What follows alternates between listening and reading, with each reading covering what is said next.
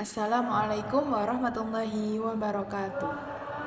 Saya Naila Naimatul Urfa dengan NIM 24108020091. Pada kesempatan kali ini saya akan menyampaikan sebuah kisah, yaitu kisah sebuah perang yang bernama Perang Badar. Jadi Perang Badar ini adalah perang yang terjadi pada masa kenabian untuk memperjuangkan agama Islam.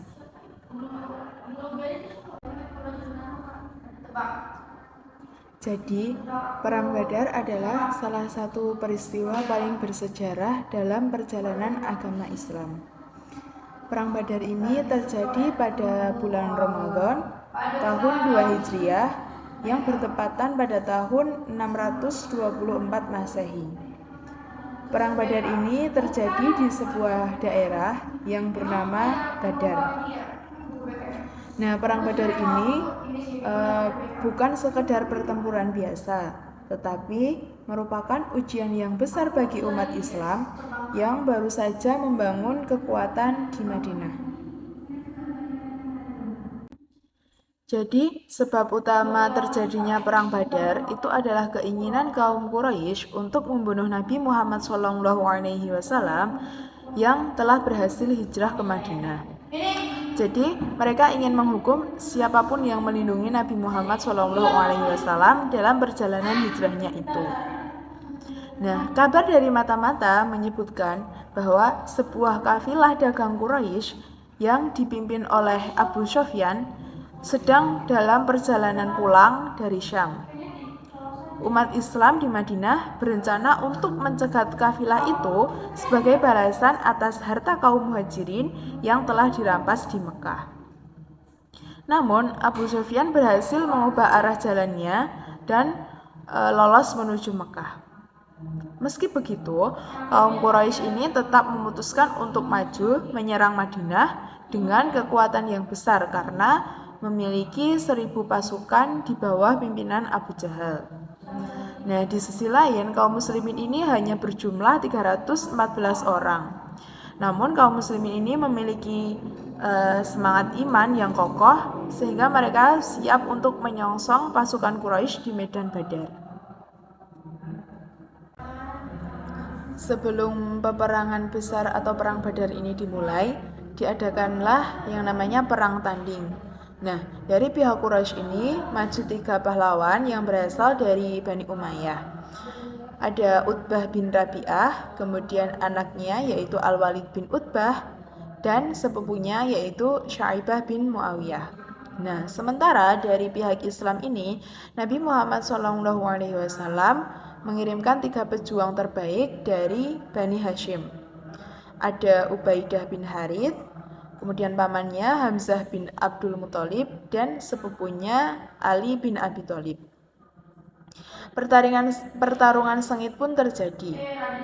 Hamzah menewaskan Syaibah, Ali menewaskan Al-Walid, dan Utbah bin Rabi'ah tewas di tangan ketiganya, yaitu di tangan Ubaidah bin Harith, Hamzah bin Abdul Muthalib, dan Ali bin Abi Thalib. Namun Ubaidah ini mengalami luka parah dan akhirnya gugur sebagai syuhada.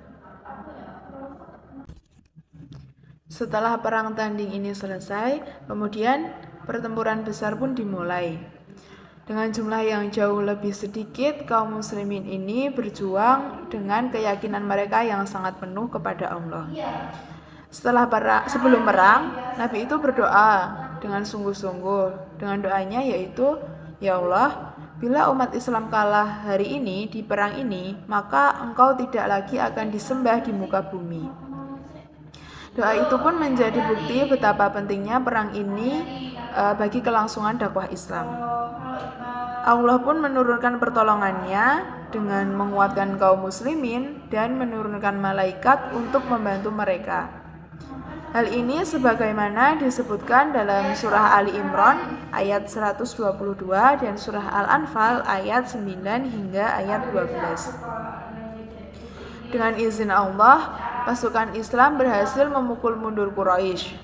Abu Jahal sebagai pemimpin kafir Quraisy juga ikut tewas di medan perang ini dengan puluhan pengikut lainnya ini tertawan. Nah, Perang Badar berakhir dengan kemenangan besar bagi kaum muslimin. Dari pihak Islam ini gugur sebanyak 14 orang, sementara dari pihak musuh kaum kafir Quraisy ini gugur sebanyak 70 orang, termasuk Abu Jahal sebagai pemimpin kafir Quraisy sendiri. Kemenangan ini meneguhkan posisi umat Islam di Madinah dan mengguncang kekuatan Quraisy di Makkah. Doa Nabi terbukti, yaitu dengan Islam tetap berdiri, dan Allah menunjukkan bahwa kemenangan tidak ditentukan oleh jumlah, tetapi oleh iman dan keteguhan hati. Kabar kekalahan Quraisy membuat Abu Lahab yang tidak ikut perang, yang berpihak pada kaum kafir Quraisy ini sangat terpukul. Jadi ia jatuh sakit berat karena dia tidak bisa menerima kabar kekalahan kaum kafir Quraisy ini. 3 hari kemudian Abu Lahab meninggal dunia. Dengan demikian, dua musuh besar Nabi, yaitu Abu Jahal dan juga Abu Lahab, tewas hampir bersamaan setelah terjadinya Perang Badar ini.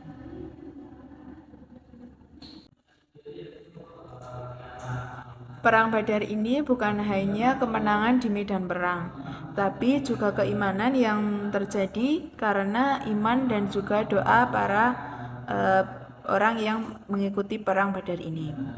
Melalui pertolongan Allah, umat Islam ini membuktikan bahwa kekuatan sejati bukan berasal dari jumlah pasukannya, tetapi juga dari keyakinan dalam hati mereka. Dari sinilah Islam mulai tegak kuat, melangkah menaklukkan hati-hati manusia di seluruh penjuru dunia. Sekian presentasi dari saya terkait kisah Perang Badar. Kurang lebihnya mohon maaf. Wassalamualaikum warahmatullahi wabarakatuh.